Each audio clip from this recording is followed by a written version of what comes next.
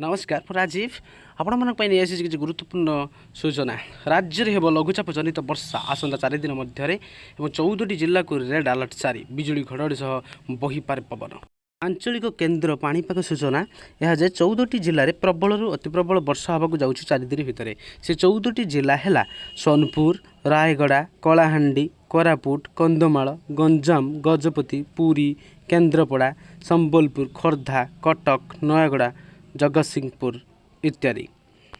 आज सकाळु केतोटी अंचल कटक 14.2 दारिंगबाड़ी 10.0 तालचेर 17.7 मिलीमीटर वर्षा हबार देखा देइछि। पूर्वानुमान कराई आसंता 24 घंटा पर्यंत आमर स्वल्प मध्य वर्षा स्वल्प अंचल मध्यम धरण वर्षा घड़घड़ी एवं उत्तर केन्द्रिक ओडिशा रे दक्षिण रायगड़ा एवं गंजाम प्रबल अति प्रबल वर्षा हवाक लागिब। सुंदरगढ़ केउझर झारसुगुड़ा और नुआपड़ा 24 घंटे वर्षा सहित बिजुली घड़घड़ी हवाको आशंका करा जाइछि। वर्षा सह बहिब 30 रु 40 किलोमीटर बेगर पवन। तेबे आपण माने सचेतन रुहंतु एवं आवश्यक मते कार्य करने को अनुरोध।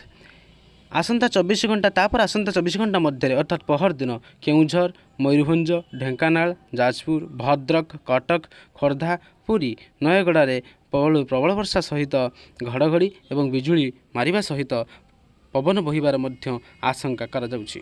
आपण माने जानिछंती जे कोन पे वर्षा होछि ना लघुचाप जनित वर्षा हेउछि। तो लघुचाप जनित वर्षा जगु 72 घंटा धरी समुद्र अशांत रहिबो। तेणु समुद्रर कराल गर्भरे लीन होइबाकू समस्त को अनुरोध एवं मत्स्यजीवी मानकू अनुरोध करा जाइछि 72 घंटा धरी मत्स्य धरिबाकू न जिबा पई।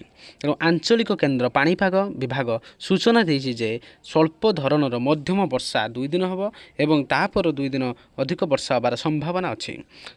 सुंदरगढ़ केउझर झारसुगुड़ा आगरपड़ा नुआपड़ा 24 घंटे वर्षा बिजुली हम एवं वर्षा पर 2 दिन घन कुहुड़ी देखा मिल। आज केतेक जिले में घन कुहुड़ी देखा मिली एवं आपण मानू रेड अलर्ट जारी रही मात्र 14टी जिले में।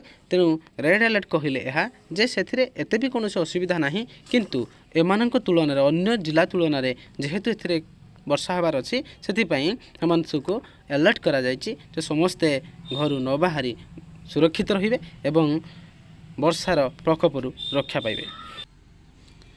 सब्सक्राइब और शेयर करंतु जानिया पई एही बली अपडेट्स गुडी को।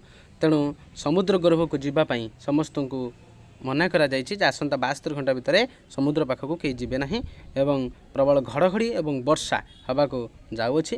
तो केतेक अंचल स्पेशली उत्तर ओडिशा रे अधिक पवन सह वर्षा घड़घड़ी बिजुली मारिबार संभावना अछि। तो समस्त सचेतन रुहंतु भगवान समस्तंकर मंगल करंतु। मो सहित जोड़ी रुहंतु मु राजीव आपण मानक पई नै आसीबी एही भली भाबरे केते गुड़िए नूतन अपडेट्स। Take care bye.